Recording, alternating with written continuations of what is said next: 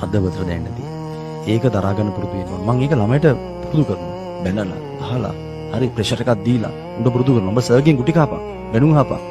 එළියෙන්ගෙන් ගුටි කන්න බෑ. පොලිසියෙන් ගුටි කන්න එපා. පොලිසියෙන් ගුටි කන්න එපා.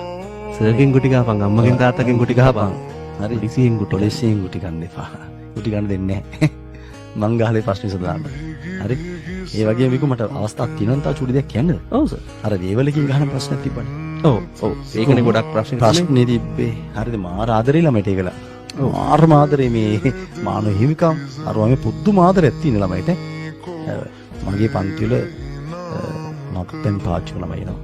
ඔව්. මත්ද්‍රව්‍ය පාවිච්චි කරන ළමයි ඉනවා. ඔව්. විවිධ සමාජ මට්ටමේ ළමයි ඉන්න මේ ළමයි විකු. හරිද?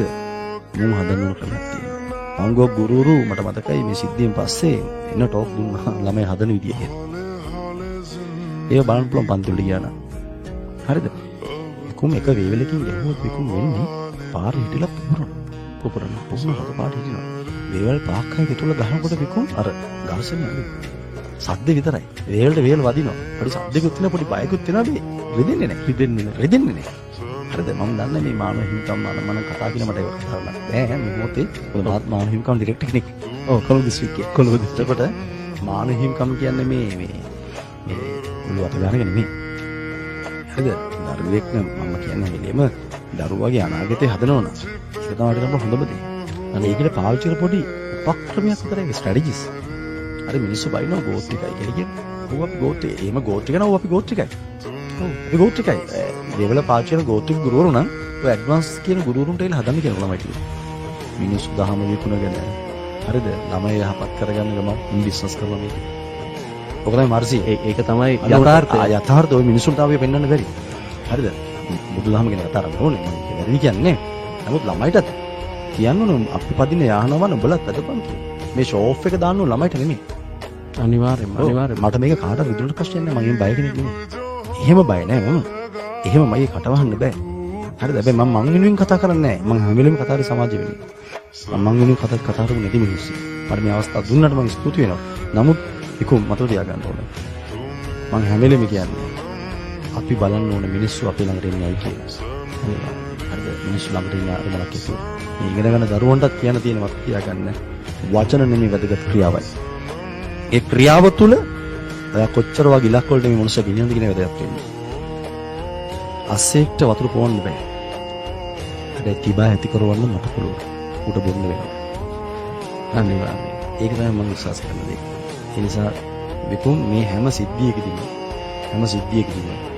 මම තවත් දෙයක් මේ හස්තේ කියනවා. අපේ මිනිස්සු තම තමන් තනිව රැකෙන්න උත්සාහ කරනවා. පොකුණ රැක්කොත් තමයි විකුම් පොකුණේ මාළු ගෙම්බෝ මල් ටික රැකෙන්නේ. ඒ නිසා හැම වෙලෙම අපි පොකුණ ආරක්ෂා කරගන්න ඕනේ. පොකුණක් ආරක්ෂා කරගන්නවා වගේ අපේ සමාජය, අපේ රට, අපේ දරුවෝ අපි ආරක්ෂා කරගන්න ඕනේ.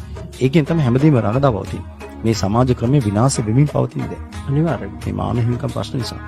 හරි මේ අනවශ්‍ය ප්‍රශ්න මානව හිමිකම් අනවශ්‍ය ප්‍රශ්න. හරි මේ දරුවෝ අද සමාජයේ බෑලා බලන්න ළමයි විනාශ වෙලා ඉන්නේ. ළමයි විනාශයි. කුඩු ගංජා අයිස් මොනවද මේ ළමයි ළඟ නැත්තේ? කොතනද මේ ළමයි ගෙනියන්නේ? ඒව කතා කරන්න කවුරුත් නැහැනේ. ළමයි අපයෝජනය කරා එක ගුරුවරයෙක් ළමයි 10 දෙනෙක්ව අපයෝජනය කළා. මම අංගම් කියන්නේ මගේ සිද්ධියත් එක්ක කතා කරන්න එකෙක් නෑ. හරිද? පන්තියේ දරුවව මුගේගොඩ ප්‍රදේශයේ ක්ලාස් එක මම කියන්නේ පන්තියේ දරුවව දූෂණය කරනවා. නඩුවකුත් යනවා මේනකොට ගංගොඩ විලා උසාවිය. මම ළඟ ඔක්කොම තියෙනවා. හරිද? ඒ මිනිස්සුත් මට ගැහුවා. මට තිබ්බ රිප්ලයි එක දෙන්න මම කරේ නෑ. ඒ මිනිස්සුත් මට ගැහුවා. හරිද? පන්තියේ ඉන්න දරුවව දූෂණය කරනවා. ඒව කතා කරන්න එකෙක් නෑ. වේවලෙන් ගහපු යෝජිතමේ ප්‍රශ්නේ. වේවලෙන් ගහපු යෝජිතේ ප්‍රශ්නේ. අපයෝජනය කරන ළමයිව. පාසල් වල ගුරුවරු, උපකාරක පන්තිවල ගුරුවරු. හරිද? මේ හැමෝම අද පන්සලකට යන්න බෑ. එතනත් ඒ ප්‍රශ්න. ඒවා කෙලින් කතා කරන මාව පෙන්වන්න බෑ ඔහොම මිනිස්සුන්ට. ඒතර ඒ අපයෝජනය ගැන කතා කරන කෙනෙක් නේද සමාජයේ. හැබැයි යෝජිත මට නිකන් නෙමෙයි මම දැක්ක අර මාධ්‍යයක දාලා තිබ්බ මොකද හිරු මාධ්‍ය දාලා තිබ්බ මේ වේවල් යෝජිත කියලා. මම ඇවිල්ලා උසාවියට ඉදිරිපත් වෙලා සම්පූර්ණ නිදොස් වෙලා ඉද්දි අවුරුද්දක් යන හිරුවකේ ස්ටිල් යෝෂිත මිසින් කියලා. මම ගත්ත එක කරන මාධ්‍ය වේදි මහත්මයාට කවුද චමුදිත. මම ගත්ත කෝල් එකට සෑමට කෝල් එකක් ගත්තා. මම ඇහුවේ මචං. එහෙම ඇවි බැන්නේ නැහැ. මම මේ දැන් කන්දික් කරනවා මොකද? අනේ මචං අපි දන්නේ නැහැ. ඉතින් යන්න මාධ්‍ය තරම. හරිද? හොඳ මාධ්‍ය වෙන්න ඕනේ. මාධ්‍යෙට බහිනව නෙමෙයි. නමුත් මිනිස්සුන්ගේ චරිත විනාශ කරනවා. චරිත විනාශ කරනවා. චරිත වලට ගහන්නේ. හරිද? ඒ චරිත වලට ගැහුවට මං සැලෙන්නේ නැහැ. නමුත් ගොඩක් මිනිස්සු කම්පාටපත් වෙලා තියෙනවා. විනාශ වෙලා තියෙනවා. ඒ නිසා මේ මොන මාධ්‍ය වුණත් හොඳ දේ කරන අපි අගය කරනවා. අනිවාර්යයෙන්. ඔව් ඊට පස්සේ ඒ වගේම තමයි ඔය දේශපාලන. මට දේශපාලන පක්ෂයක් නැහැ විකෝ. මට දේශපාලන පක්ෂයක් නැහැ. මගේ දේශපාලන රටට අවශ්‍ය මොකද්ද? මේ කතා කරන්නේ. මට ඒක අනුර කුමාර දිසානායක මහත්තයාගෙන්වත් හරිද? මේ සජිත් මහත්තයාගෙන්වත් රනිල් මහත්තයාගෙන්වත් පෞද්ගලික තරහක් නැහැ කාත් එක්ක. මම ගුරුවරයෙක් විදිහට මගේ භූමිකාව මම පන්ති කරා. මම ළමයිගේ දැනුම හැදුවා. මම දේශපාලනය